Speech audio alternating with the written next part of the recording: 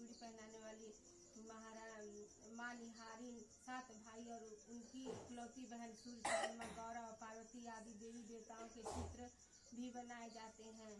सुहागिन स्त्रियों को इस दिन निर्जल व्रत रखना चाहिए। रात्रि को जब चंद्रमा निकल आए तब उसे अर्घ देकर भोजन करना चाहिए। पीली मिट्टी की गौरा बनाकर उनकी पूजा करनी चाहिए। यदि दीवार पर करवा चौथ बनाने में कोई असुविधा हो तो करवा चौथ का चित्र बाजार से लाकर दीवार पर चिपकाया जा सकता है। दक्षिण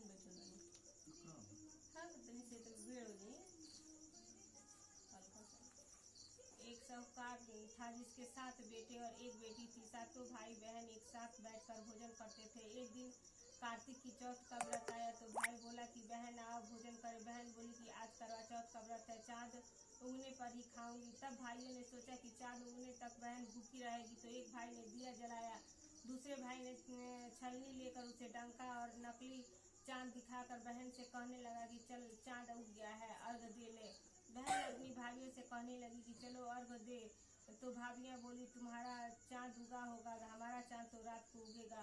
बहन ने जब अकेले ही अर्घ दे दिया तो खाने लगी तो पहले ही ग्रास में बाल आ गया, दूसरे ग्रास में कंकड़, तीसरे ग्रास में मुंह की ओर किया तो उसकी ससुराल से संदेश आया कि उसका पति बहुत बीमार है, जल्दी भेजो।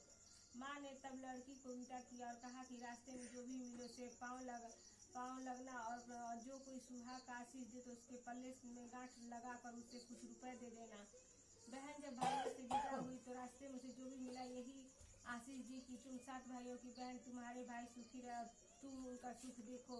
सुहाग का आशीष किसी ने नहीं दिया। जब वह ससुराल पहुंची तो दरवाजे पर उसकी छोटी ननद खड़ी थी। वह उसके पाँव लगी तो उसने कहा कि सुहागिन रहो, सपूती हो। तो उसने यह सुनकर पल्ले गांठ बांधी और ननद को सोने का सिक्का दिया।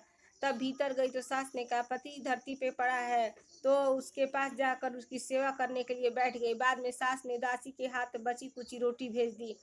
इस प्रकार से समय बीतते मार्गशीर्ष की चौथ आई तो चौथ माता बोली करवा ले भाइयों की प्यारी करवा ले। लेकिन जब उसे चौथ माता नहीं दिखाई दी तो बोली हे माता, आपने मुझे उजाड़ा है तो आप मेरा ही उद्धार करेंगी, आपको मेरा सुहाग देना पड़ेगा। तब उस चौथ माता ने बताया कि पौष की चौथ आएगी तो वह मेरे से बड़ी है, उसी से सब कहना, वही तुम्हारा सुहाग वापस देगी। पौष की चौथ आकर चली गई, माघ की चली गई, फाल्गुनी चली गई, चैत्र बैसाख ज्येष्ठ आषाढ़ और सावन भादो की सभी चौथ आई और यही कहकर चली गई कि आगे वाली को कहना। असोज की चौथ आई तो उसने बताया कि तुम पर कार्तिक की चौथ नाराज है, उसी ने तुम्हारा सुहाग लिया है, वही वापस कर सकती है, वही आएगी तो पाँव पकड़ कर विनती करना। यह बताकर वो भी चली गई। जब कार्तिक की चौथ आई तो गुस्से से बोली भाइयों की प्यारी करवा ले, दिन में चाँद उगानी करवा ले, वस्त्र खंडन करने वाली करवा ले, भूखी करवा ले। तो यह सुनकर यह चौथ माता को देकर उसे पाँव पकड़ कर गिड़ाने लगी। हे चौथ माता, मेरा सुहाग मेरे हाथों में है, आप ही मेरी सुहागनी करें। तो माता बोली पापनी हत्यारिन, मेरे पाँव पकड़ के क्यों बैठ गई। तब वो बोली कि मुझसे भूल हुई और क्षमा कर दो, अब भूल नहीं करूँगी।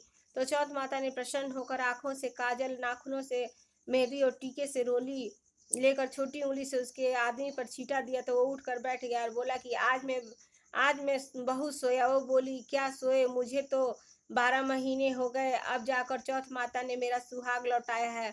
तब उसने कहा कि जल्दी से माता का पूजन करो। जब चौथ की कहानी सुनी तो करवा का पूजन किया तो प्रसाद खाकर दोनों पति पत्नी चौपड़ खेलने बैठ गए। नीचे से दासी आई, बोली उसने उन दोनों को चौपड़ पासे खेलते देखा तो उसने सासू जी को जाकर बताया। तब से सारे गांव में यह बात प्रसिद्ध हो गई कि सब स्त्रियां चौथ व्रत करे तो सुहाग अटल रहेगा।